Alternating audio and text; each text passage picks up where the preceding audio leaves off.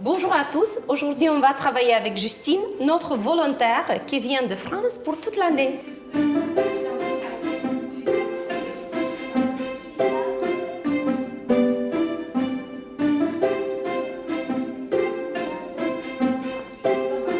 J'ai décidé de venir en Moldavie pour enseigner le français parce que j'avais besoin de faire une pause dans mes études. Mais je voulais pas faire une année sans rien faire, donc je me suis dit pourquoi pas faire une expérience professionnelle et venir en Moldavie pour enseigner le français.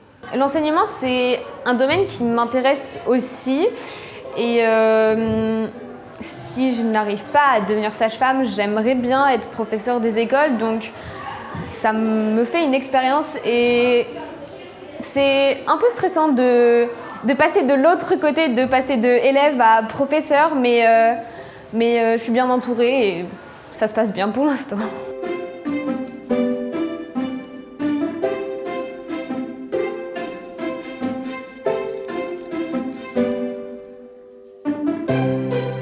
Oui, depuis que je suis arrivée dans le lycée, toutes les classes avec lesquelles j'ai pu faire cours, ça a été beaucoup d'échanges sur qui je suis, d'où je viens, qu'est-ce que j'aime faire. Et j'ai découvert la Moldavie par une amie que je me suis faite à Angers pendant mes études et qui est originaire de Moldavie et avec qui j'ai pu discuter de ce pays.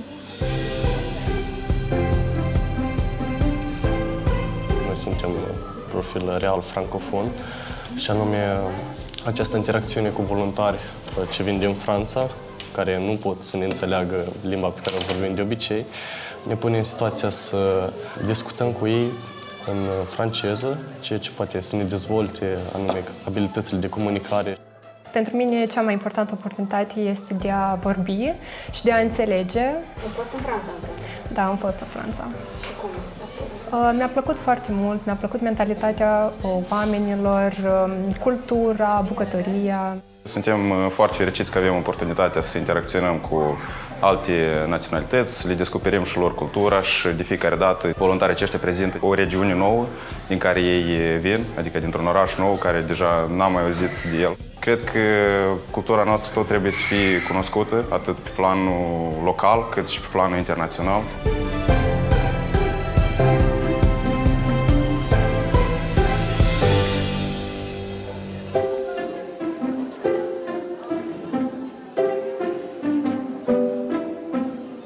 Pentru mine, în calitate de profesor, este foarte îmbogățitor. Îmbogățitor din punct de vedere cultural, lingvistic, relațional, pentru că, practic, cu toți reușim să construim niște relații foarte prietenoase, rămânem prieteni chiar și după plecarea lor și ei oarecum fac parte din viața noastră a instituției. Pentru elevi este o oportunitate așa de a mai cunoaște lumea și nu de a privi Franța ceva care nu este în Republica Moldova, ceva foarte diferit.